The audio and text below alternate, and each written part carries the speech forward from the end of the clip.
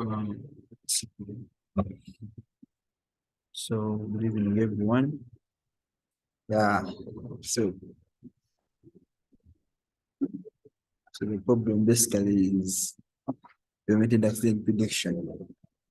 So as you can see, so basically, as you can see, the number of vehicle accident has rapidly increased. Is rapidly increasing every single day. So this has greatly affected different individuals, whereby individuals are suddenly losing their lives, as well as acquiring permanent injuries onto their bodies. So this has greatly, so also this has greatly affected different individuals whereby they have lost their loved ones. So basically, I'll be using AI to predict the collision will predict when the collision will be able to happen by looking beyond the road time and predict accident risks. So therefore, I find then I'll be able to find the ways of how to prevent them.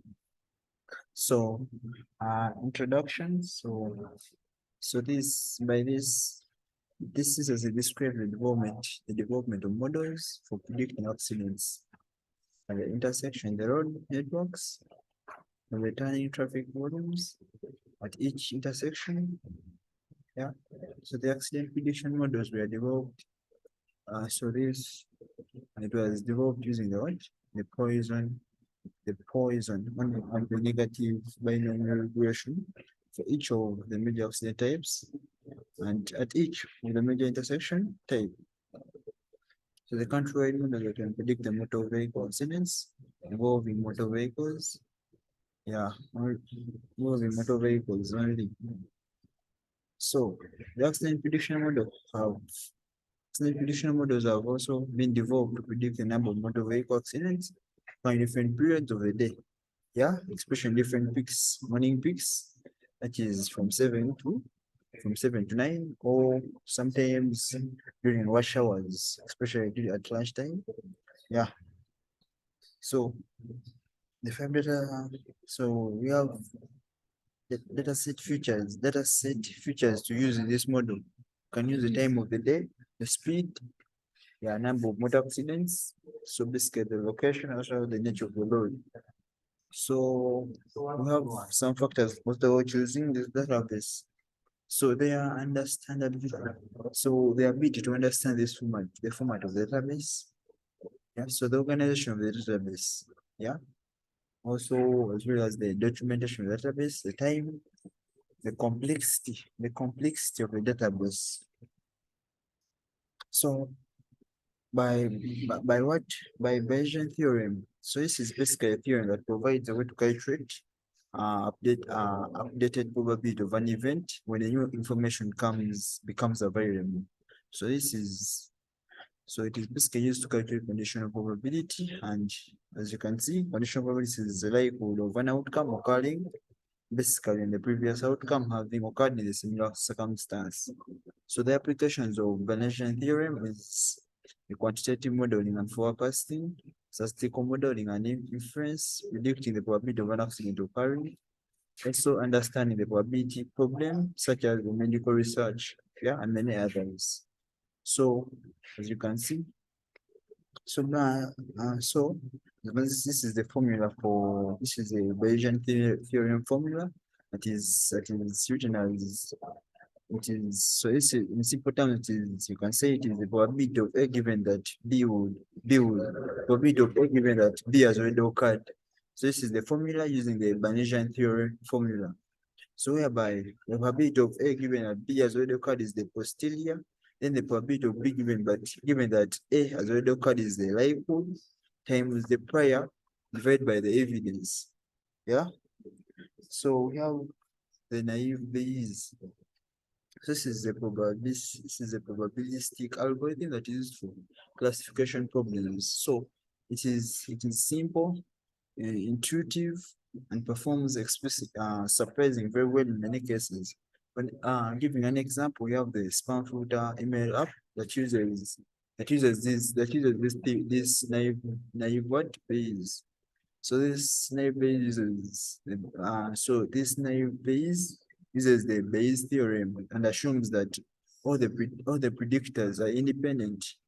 So in other words, this classifier assumes that the presence of one particular feature in a class does not affect the presence of the other. So that's the meaning of them being independent of each other. So one occurring so one event occurring does not affect the occurrence of another event. So we have the advantages and disadvantages of this. So one, let me begin with the advantages. Those are the merits. Performs better than performs better than more complicated models when the data is small, and handles high dimension data well. So it is easy to parallelize and handle big data well. So the algorithm works quickly, you can save a lot of time.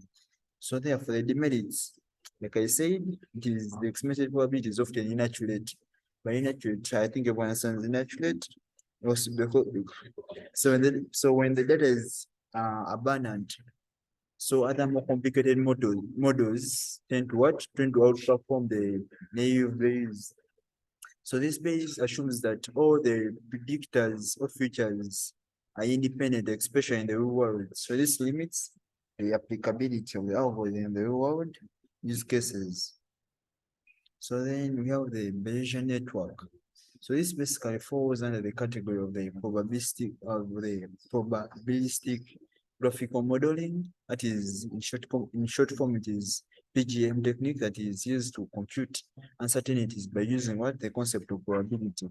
So it is also sometimes known as the brief network. If you don't refer it as what at the Bayesian network, and refer to it to as what the belief networks. So they are used to model uncertainties by using the directed acyclic graphs, that is DAG, short format is DAG. So the Bayesian network, so they have, so basically they have given us a shape to complex problems that provide limited information and resources.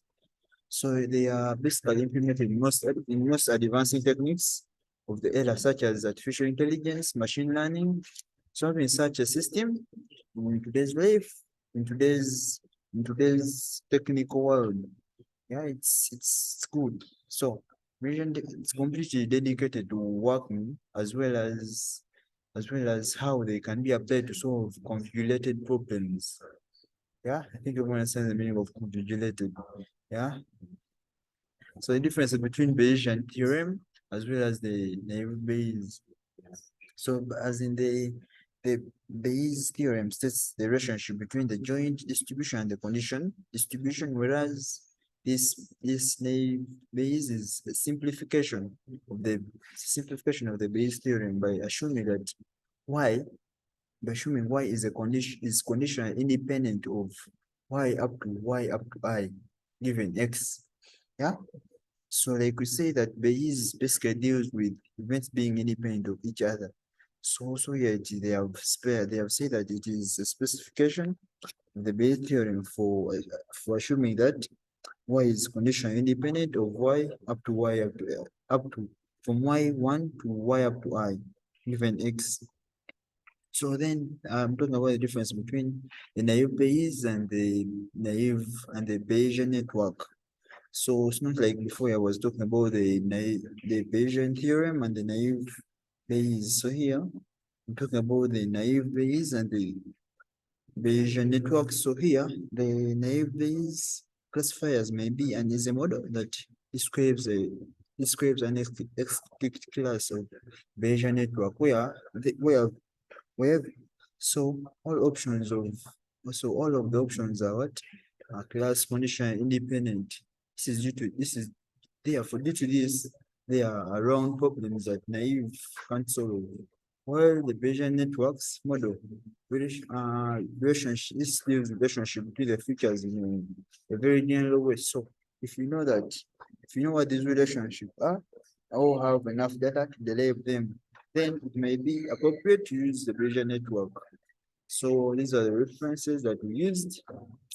Yeah,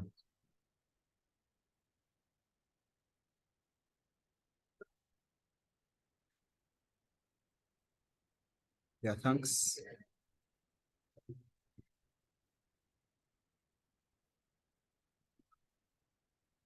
You are done. Yeah.